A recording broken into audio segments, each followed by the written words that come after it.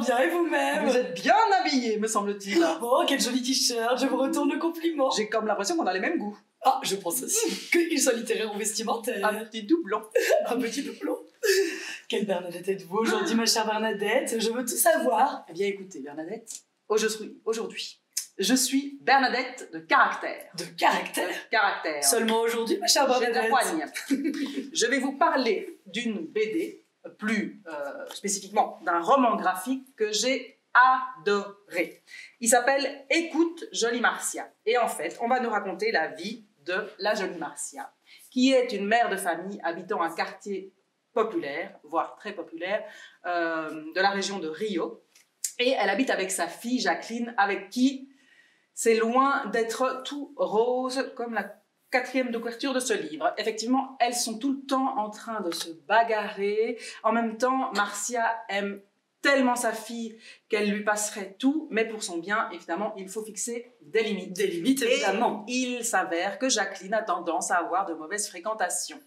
Heureusement, il y a notre cher Aloisio qui habite avec elle et qui est le nouvel amoureux de Marcia, la maman. Et lui apaise un peu les tensions, mais alors c'est une bande dessinée qui est pleine vraiment de caractère. Justement, qu'il va y avoir des punchlines, on va avoir vraiment de la gouaille, ça va parler franc, ça va crier, ça va échanger, mais ça va aussi malgré tout, en arrière-fond, toujours beaucoup s'aimer, malgré toutes les difficultés qu'il y aura sur la route.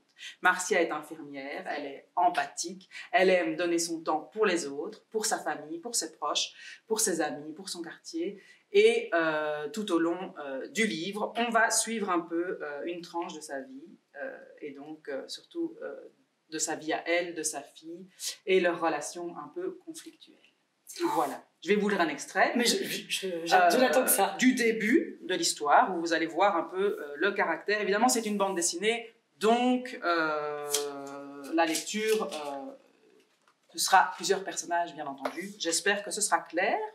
Je vous montre aussi les illustrations. Hein, c'est hyper coloré, c'est hyper peps. Il y a des tons pastels, des tons un peu fluo. Et je trouve que ça va assez bien avec l'histoire. Hein. On est tout en force à chaque fois, mais en même temps, de la douceur.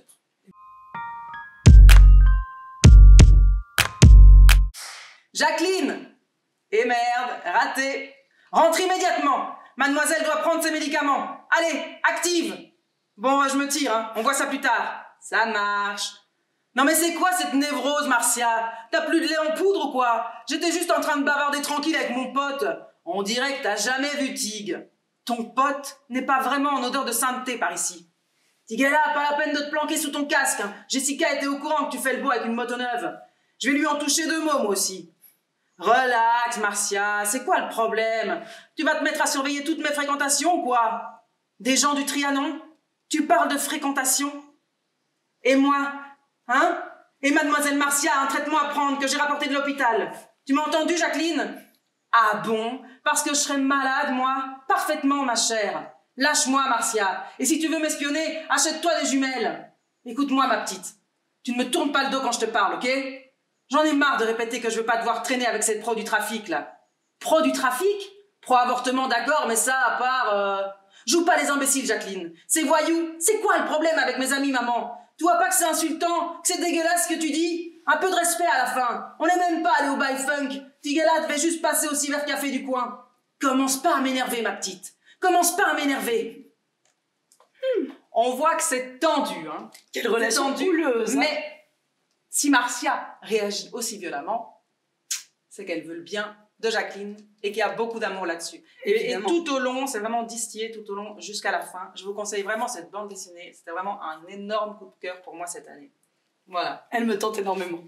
Eh bien, c'est super. C'était le but. C'était le but. Mais alors vous, allez-vous savoir me tenter? Quelle Bernadette êtes-vous aujourd'hui? Écoutez, Bernadette, je vais tout faire pour. Figurez-vous que je suis justement Bernadette parentalité. Ah, bah ça tombe bien. Ça tombe bien. Dans ce roman, nous allons parler de parentalité. En fait, c'est un roman qui date un peu, qui a été écrit par Lionel Shriver et qui s'intitule « Il faut qu'on parle de Kevin ». Donc cette autrice américaine est partie en fait d'un fait divers aux États-Unis, le meurtre des enfants à Columbine par un adolescent. Et elle part de ce fait divers, mais finalement ce fait divers n'est qu'un prétexte pour parler de l'amour parental. On est donc dans un roman où une mère écrit à son compagnon, duquel elle est séparée, et lui parle de ce qui s'est passé de leur fils, qui est lui-même, du coup, le meurtrier dans ces faits divers. Et elle raconte comment elle a eu du mal à créer un lien avec son fils, comment la parentalité a été dure pour elle et complexe. Et elle parle à la fois de sa propre culpabilité, de la culpabilité qui est mise sur le dos des mères, mais de l'amour malgré tout qu'elle a pour son enfant, que pourtant elle ne comprend pas, qu'elle considère aussi parfois comme un monstre. Et ce que j'ai trouvé très beau, c'est que souvent on a tendance à utiliser les faits divers pour en faire des romans, les faire mousser. Et ici, c'est vraiment juste un prétexte pour parler de qu'est-ce que la parentalité, qu'est-ce que la maternité, est-ce que c'est naturel, est-ce que ça vient comme ça, quelle est notre responsabilité en tant que parents dans les choix de nos enfants. Et voilà, c'est magnifique. Si vous le voulez bien, je vais vous lire quelques courts extraits. Et c'est vraiment extrêmement intéressant et très intelligent.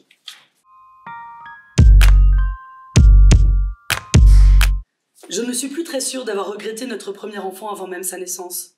Il est difficile pour moi de reconstituer cette période en évitant la contamination de mes souvenirs par le regret excessif des années récentes.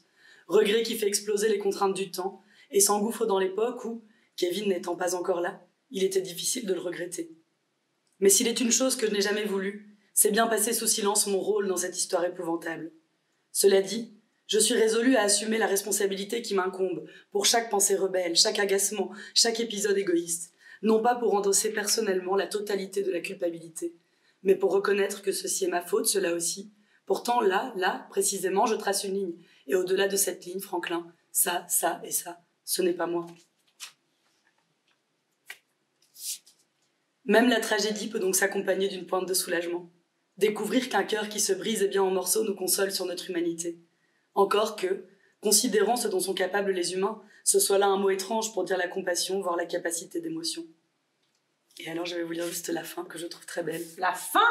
Oui, mais il n'y a aucun... C'est osé de lire la fin à nos auditeurs. Il n'y a aucun spoiler, pas de spoiler alerte, ma chère Bernadette. Alors ça va. Voici tout ce que je sais. Que le 11 avril 1983, un fils m'est né, et que je n'ai rien ressenti. Une fois de plus, la vérité dépasse toujours ce que nous en faisons.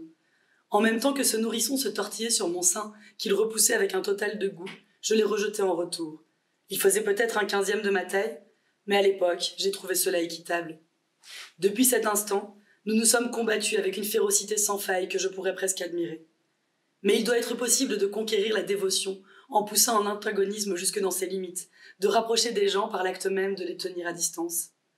Parce que, après 18 ans moins 3 jours, je peux finalement annoncer que je suis trop épuisée, confuse et seule pour continuer de lutter, et que, serait-ce par désespoir, voire par paresse, j'aime mon fils.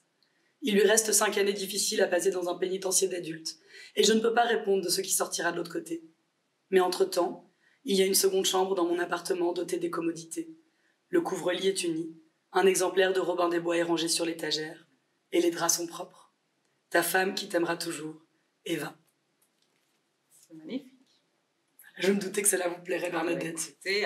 Aujourd'hui, on était plutôt raccord avec ces deux mères de famille comme héros de nos livres. Exactement. Des mères courage. On peut pas changer les familles, mais on peut se les prêter. Ah, tout à fait. Je vous prête la mienne. Je la prends avec plaisir. J'espère que la mienne vous plaira. Ah, c'est pour sûr. Je vous souhaite une excellente journée, ma chère Bernadette. Excellente journée à tous. Et à très bientôt.